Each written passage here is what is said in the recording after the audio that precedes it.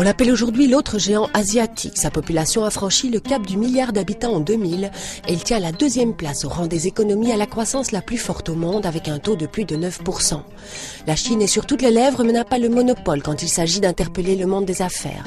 En effet, l'Inde est l'un des pays émergents qui occupe le devant de la scène.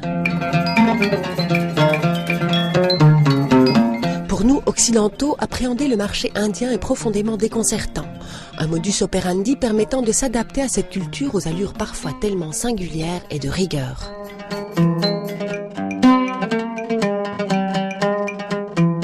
Mais quelques petits conseils de base, c'est établir une relation de confiance. C'est extrêmement important.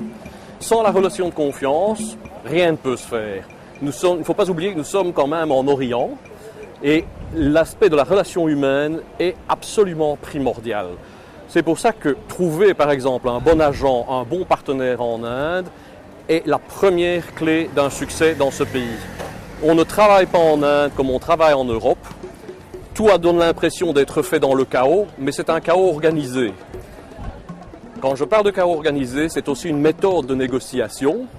Nos amis indiens adorent noyer le poisson, adorent créer une complexité que nous nous efforçons de réduire à des concepts cartésiens simples, alors que ce n'est pas du tout dans leur mentalité. Il faut réussir à faire la part des choses et à arriver à cette relation de confiance qui permettra enfin à l'interlocuteur indien, au partenaire indien, de réellement entrer dans le vif du sujet, de réellement sortir de sa bulle. Yes, no problem. See you. Bye-bye.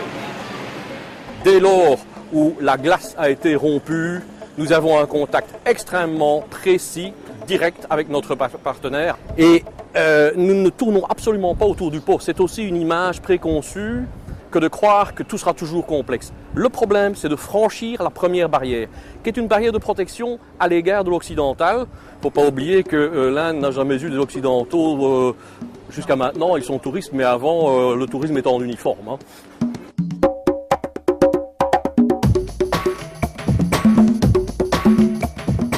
Philippe David vit en Inde. Il joue le rôle de facilitateur ou médiateur culturel et technique pour la société belge TPF, active dans le domaine de l'ingénierie et des énergies renouvelables. Pour eux, une seule stratégie, travailler en second plan.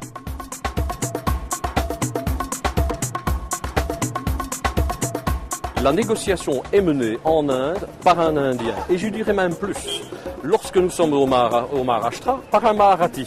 Si nous sommes à Delhi, par quelqu'un de la région de Delhi. De manière à éviter une distorsion dans l'idée de la négociation. De plus, cela nous permet d'avoir toujours une position de repli, puisque la décision finale est quand même téléguidée par nous. Donc nous pouvons toujours dire qu'il y a une mauvaise compréhension dans la négociation, dans la discussion.